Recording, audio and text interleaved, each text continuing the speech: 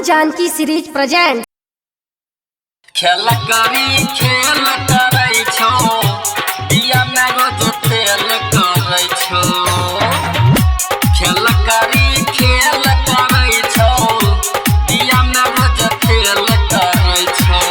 हे गे मौगी समझाए दही छोट की बहिन के कोनो दिन नाम हंसै तो टोला में जईन के गे गौआ में जईन के खेल करी खेल करे छो दिया में रोज तेल करे छो।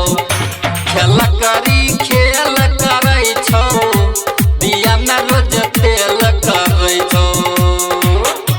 दिया में रोज तेल करे छो।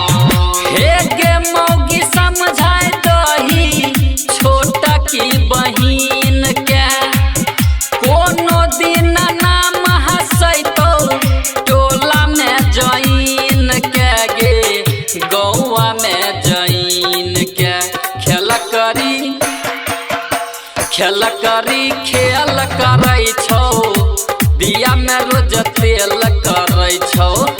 खेल करी खेल करे छो दिया में रोज तेल करे छो। डीजे कबीर दिया में रोज तेल करे छो।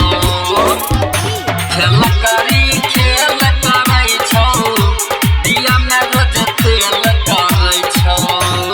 करे नै छो काज गे घूमै ले जाय छो बाद गे की कहियो हाल मलबाबै छो गाल चोरी छुपे छोरी करे छो बवाल। करे नै छो काज गे घूमै ले जाय छो बाद गे की कहियो हाल मलबाबै छो गाल चोरी छुपे छोरी करे छो बवाल। ई सबके फेल करे छो दिया में रोज तेल करे छो। खेल करी खेल करे छो दिया में रोज तेल करे छो। दिया में रोज तेल करे छो। खेल करी खेल करे छो दिया में रोज तेल करे छो।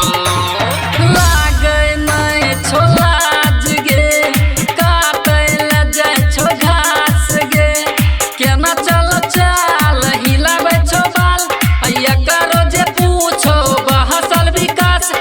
लागै नै छो लाज गे काटै ले जाय छो घास गे केना चल चाल हिलाबै छो बाल भैया करो जे पूछो बहसल विकास। सुमन से मेल करे छो दिया में रोज तेल करे छो। खेल करी खेल करे छो दिया में रोज तेल करे छो। हे गे मौगी समझाए दही छोट की बहिन के कोनो दिन नाम हंसै तो टोला में जईन के गे गौआ में जईन के खेल करी खेल करे छो दिया में रोज तेल करे छो। खेल करी खेल